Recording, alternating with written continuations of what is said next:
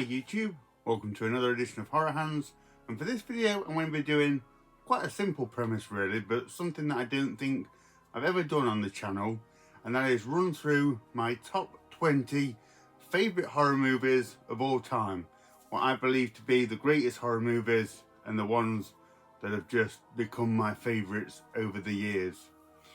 Now I will say, as a lot of you know, my taste in horror is quite varied, and I do like the B movies and a lot of trash cinema, so just bear that in mind. I don't necessarily always go with what the critical mass thinks, which might make this for a more interesting countdown, I don't know, but this is just my personal preference and what I think are the 20 greatest horror movies ever made.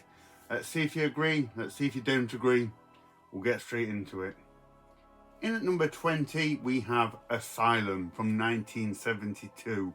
One of the very first of the classic British horror movies that I ever saw as a kid, late night on television.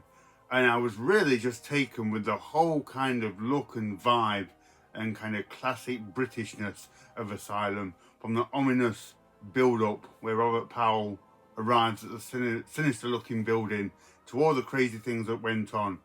Just always thought it was a great movie, and at the time I thought the idea of the anthology setup was just genius.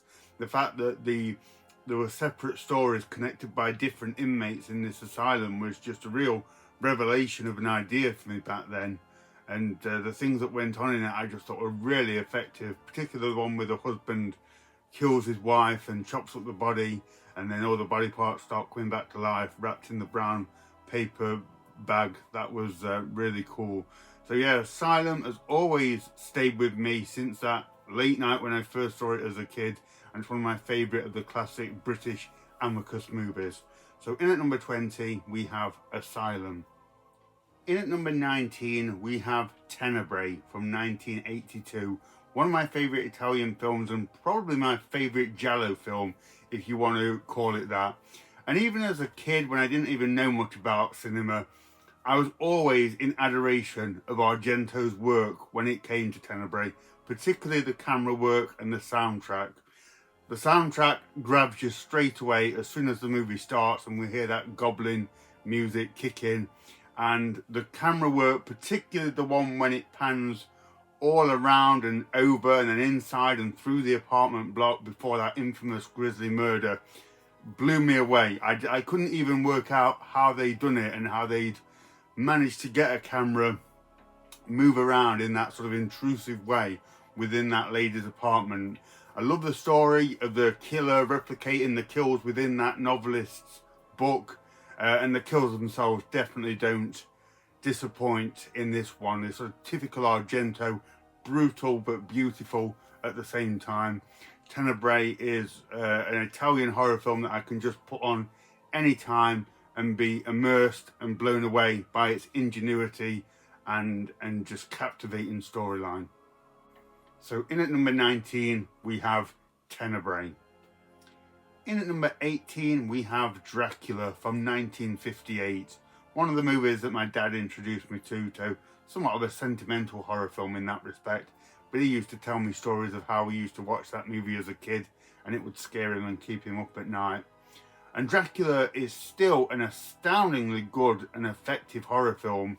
The initial reveal as Christopher Lee, when he's all vamped out with the red eyes and the vampire fangs, still terrifies me to this day. That, along with the outstanding Hammer horror music, the lavish colours and the cinematography, it's still a really scary film, which is incredible for how old it is. Compare that as well with the performance from Peter Cushing, who brings a wonderful British gentlemanliness to what is, as I say, a very scary film. It's just a wonderful combination and just one of the best examples of classic horror and why Hammer horror was so good. So in at number 18 we have Dracula.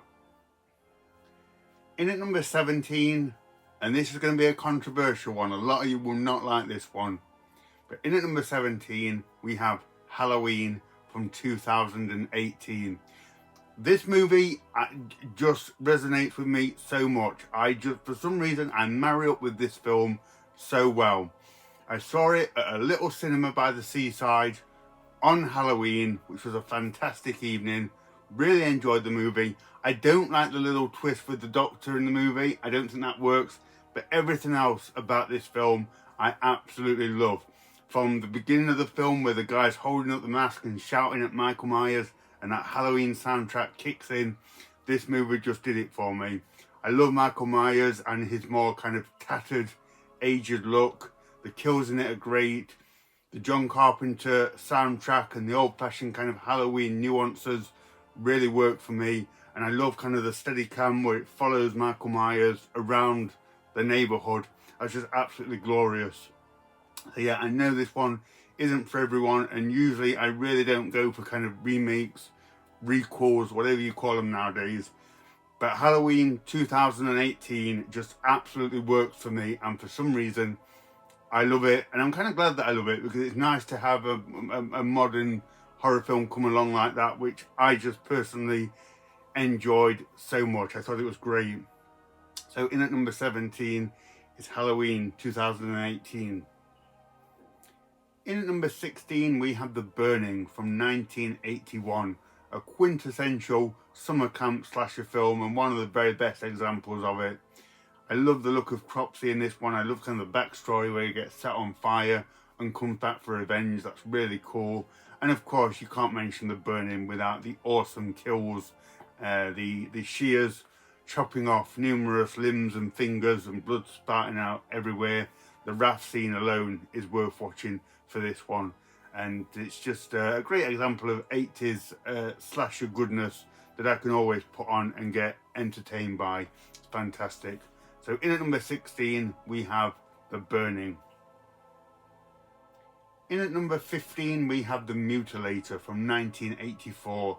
Might get a bit of heat putting this one above a slasher icon such as The Burning, but this one's pure nostalgia for me. It's one of the first slasher films I ever saw.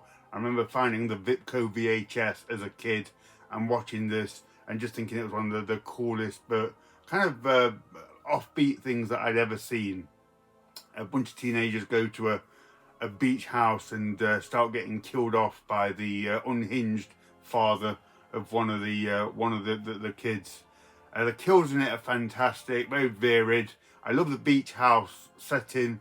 I also like the autumnal feel of this one. It does have an alternative title of Fall Break, but that just felt a little bit different from kind of like the summertime slashers that mainly occupy these kind of movies.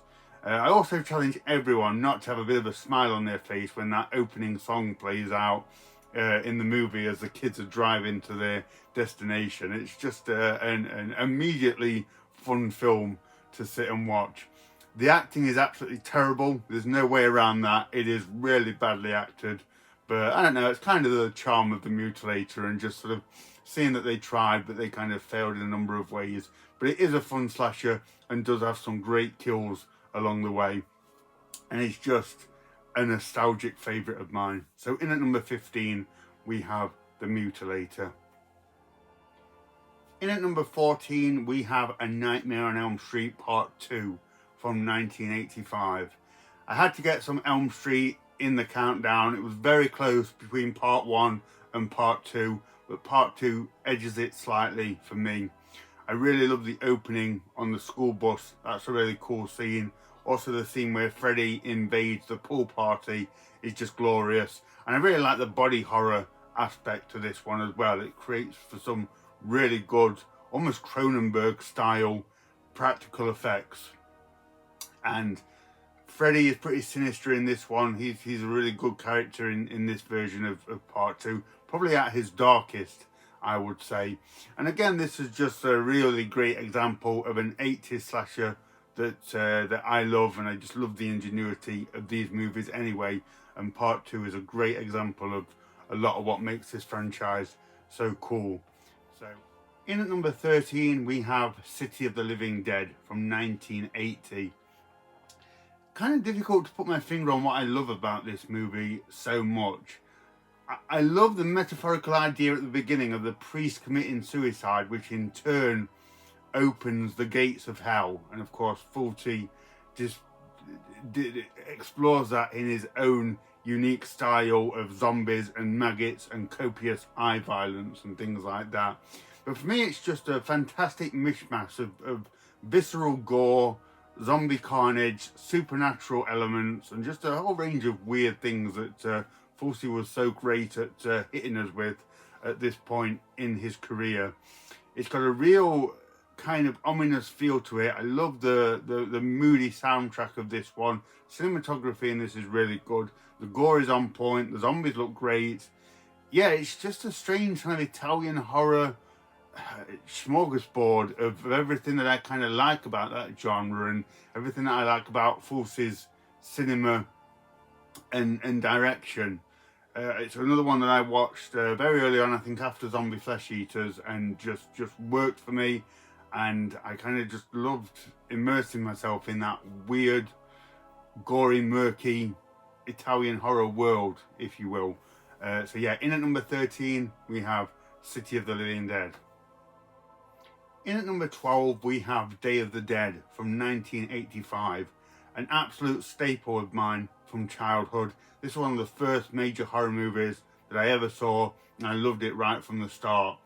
And there's two things that struck me about Day of the Dead.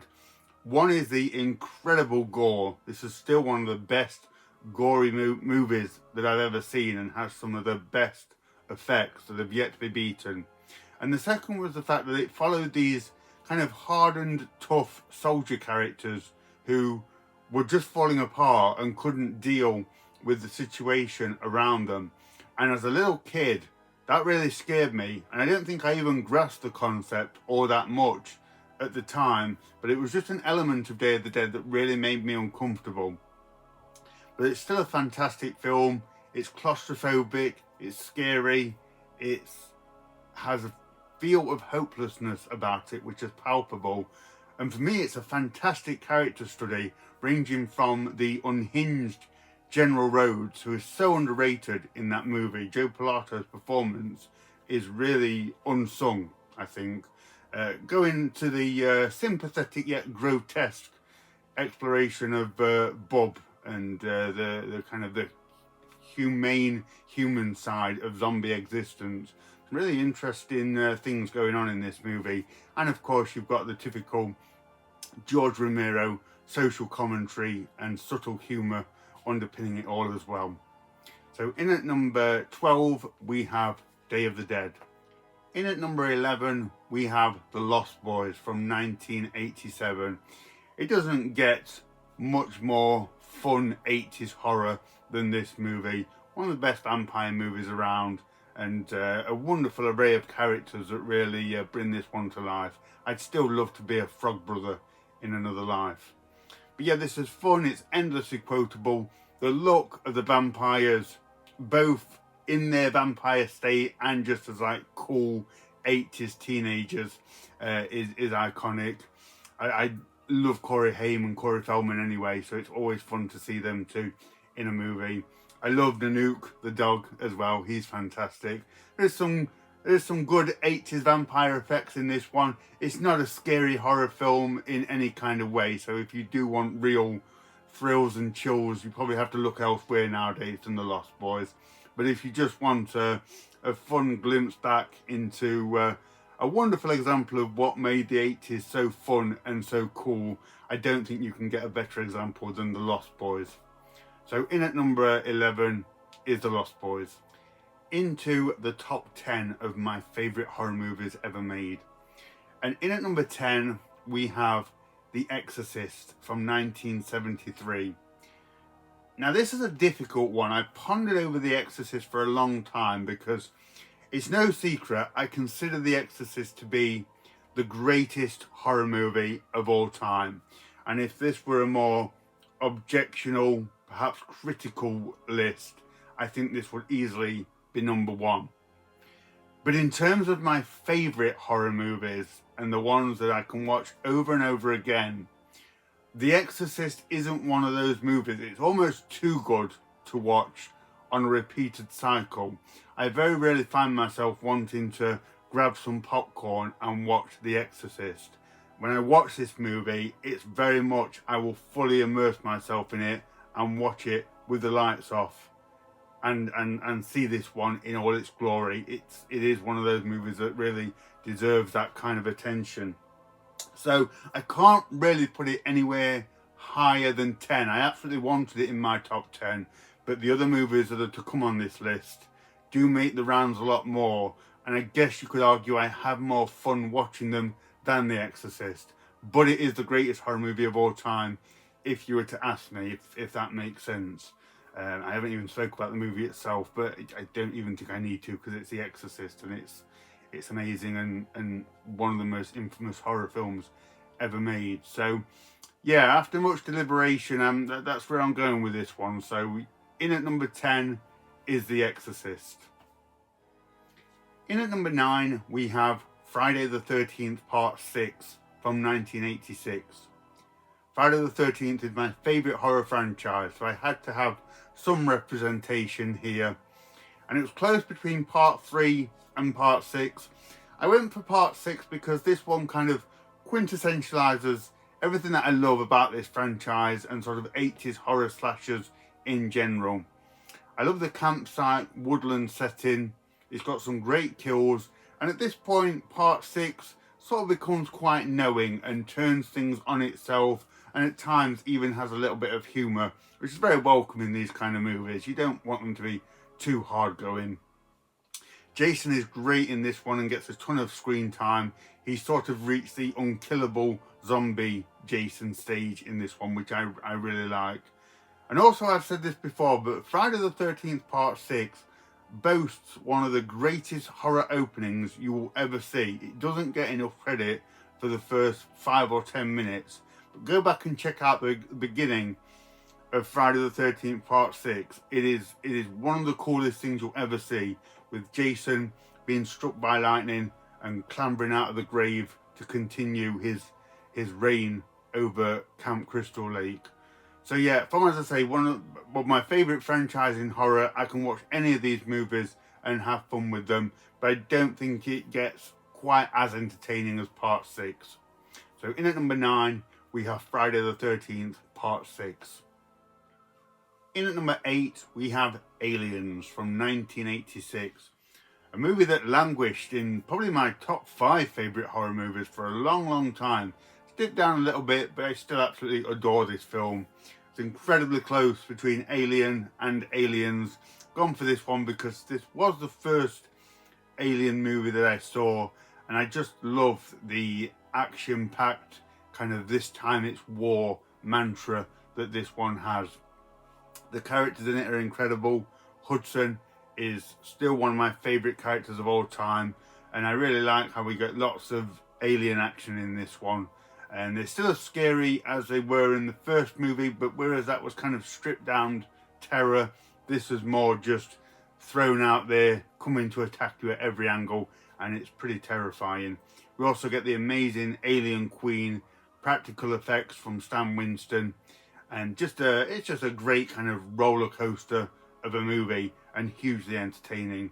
So in at number 8, we have Aliens.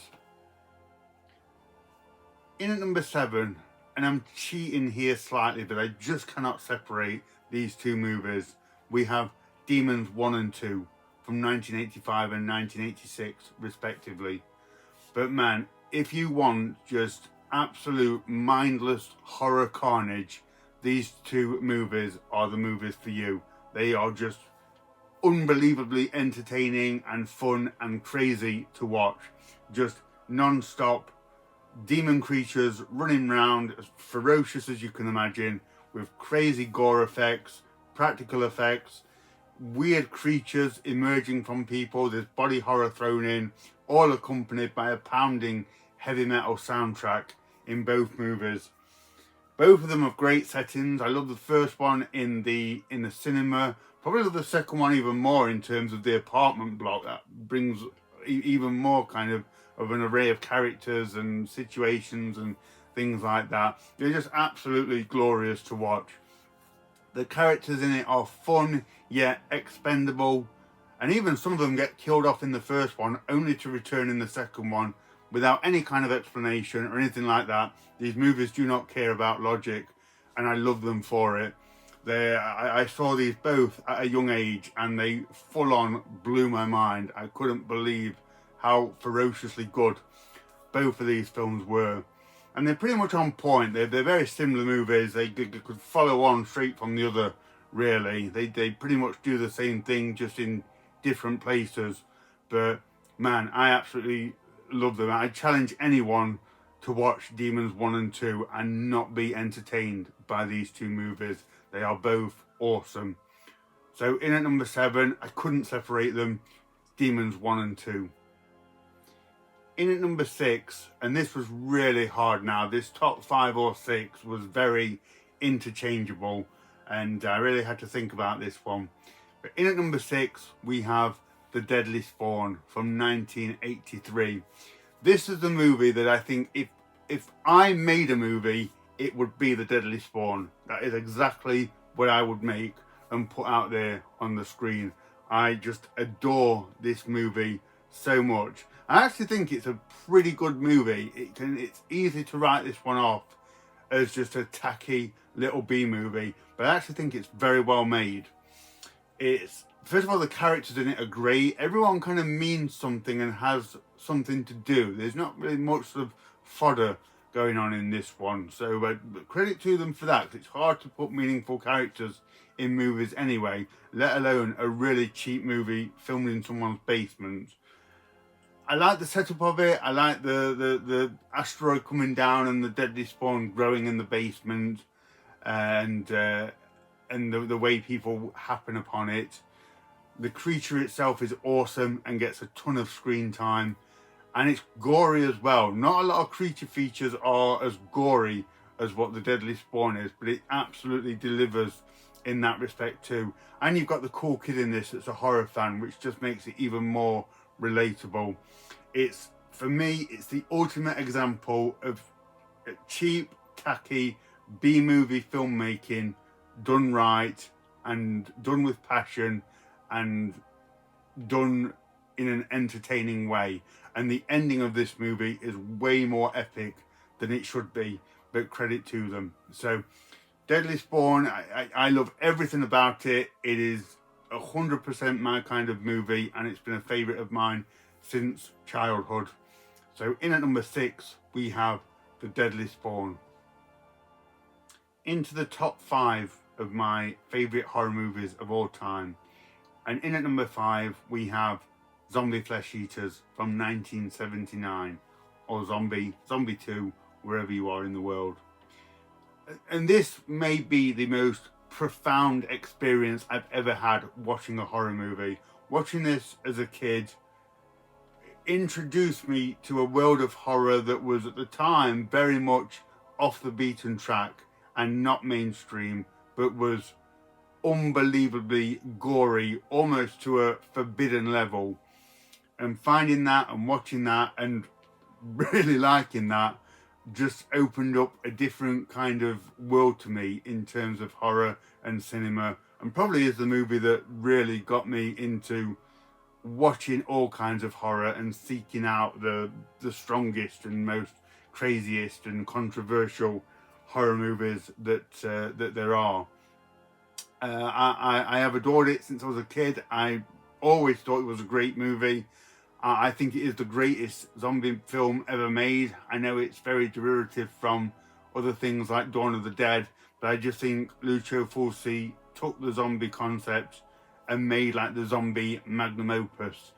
The look of the zombies in this, I think, are the greatest in any film. The gore, as I said, is incredible. I love the kind of the voodoo aspect and the tropical island. It takes you away from it and makes you feel a bit isolated and out of the way. But then again, the ending when they're all piling into New York just really hits hard and lets you know that this threat is now on the doorstep. The music in this movie is incredible. The music for me encapsulates the lingering terror of a shuffling zombie and the hopelessness of being overcome by these creatures. So that's absolutely fantastic. A zombie fighting a shark, I mean, where else are you going to see that in cinema? And yeah, for me, as I say, Lucio Fulci just knocked it out of the park with this one.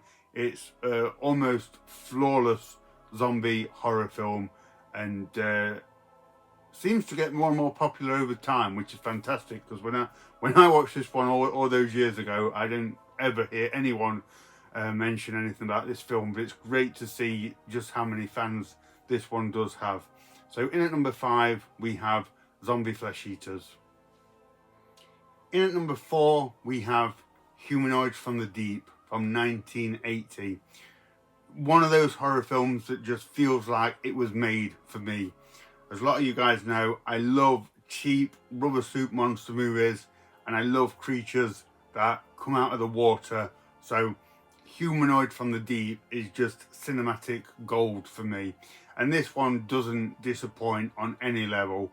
The creatures in it look fantastic. They get a lot of screen time. It's got some good kills in it. It's tacky, it's sleazy, it's fun. But you've also got the likes of sort of Doug McClure and Vic Morrow bringing some validity to this one. It's a movie that I watched many years ago as a kid, late night on TV, and I don't think I ever caught the title to it. And for years, time went by and I never saw it again. It became this mythical film where I just didn't know what it was. It was just there at the back of my mind, and I must have come across it years later, and it was fantastic to see it again. And yeah, it's just an absolute staple of mine. I could put that on any time and just love it, and I love everything that Humanoids from the Deep does and the kind of movie that it is. So in at number 4 we have Humanoids from the Deep. In at number 3 we have The Thing from 1982. But we don't even need to say much about this one. It is one of the greatest horror movies ever made. I know it's a favourite of a lot of you guys out there, but it's probably still got the best practical effects of any horror film. Kurt Russell is the absolute man in this one, and scenes like the blood test are so well done and so well set up.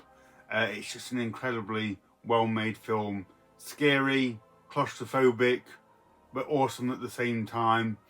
Yeah, it's not difficult to see why this one is such a revered film nowadays, and why it's the favourite of a lot of people out there. For me, it's not quite there, but it is an absolute favourite of mine. So in at number 3 we have The Thing. In at number 2 we have Fright Night from 1985. Another favourite of mine from childhood, and one of the most entertaining horror movies ever made. Fright Night feels like it's a horror movie made for someone like me who loves B-movies and the more shoddily made older classics. The story is fantastic, of a vampire moving in next door, the kid finding out, no one believing him, so he turns to a heroic horror movie star who's actually pretty kind of a coward. Some great character exposition right there. But Peter Vincent is such a lovable character. Roddy McDowall was fantastic playing him. Chris Sarandon, I've said before, I actually think it's the best portrayal of a vampire on screen. I mean, Christopher Lee Dracula is up there, but kind of just as a general vampire, I don't think it can get better than Chris Sarandon's suave performance in this one. You've got Evil Ed as the relatable horror fan, and just a wonderfully put together horror film. It's got one of my favourite soundtracks in it. The music in this is quite beautiful, actually. An array of great practical effects, not only the vampire effects, but you've got the wolf effect in this one, the big vampire bat, all kind of things going on in this one. It's like they just throw in a load of really cool horror stuff, and it makes one of the greatest 80s horror movies that I just adore. And there was a time when I was younger when I literally just watched Fright Night like every other night. It's all I wanted to watch. I had so much fun watching it, and it's maintained its status as one of my absolute all-time favourite horror movies. So in at number 2 we have Fright Night. And my number 1 favourite horror movie of all time, which will be no surprise to a lot of people that watch this channel, is Jaws from 1987. My favourite movie since I was a kid, and still my favourite movie now, and it always will be. And it's another movie, I don't need to go into Jaws, it's one of the most famous movies of all time. What I will say about Jaws is, because I do get pushback from people who say Jaws is not a horror movie, and that's cool if you think that, but I've always thought this is a horror movie. Not only that, it is one of the scariest movies on a level that very few horror movies manage to reach, in terms of that primitive fear that we have. It's a giant monster shark going around eating people, and I don't know how you can see scenes like this and not think that this is a horror movie. So yeah, for me, Jaws is my favourite movie, my favourite horror movie, and I absolutely love it. So in at number 1 for me is Jaws. So there we go, guys, that is my top 20 favourite horror movies. As I say, I like some weird, wonderful, trashy stuff, so I'd love to know what you think of my list right there. Did you like it? You think it was terrible? Let me know, and feel free to let me know what your favourite horror movies are. I would love to know. So thank you very much for watching, and stay tuned for more videos.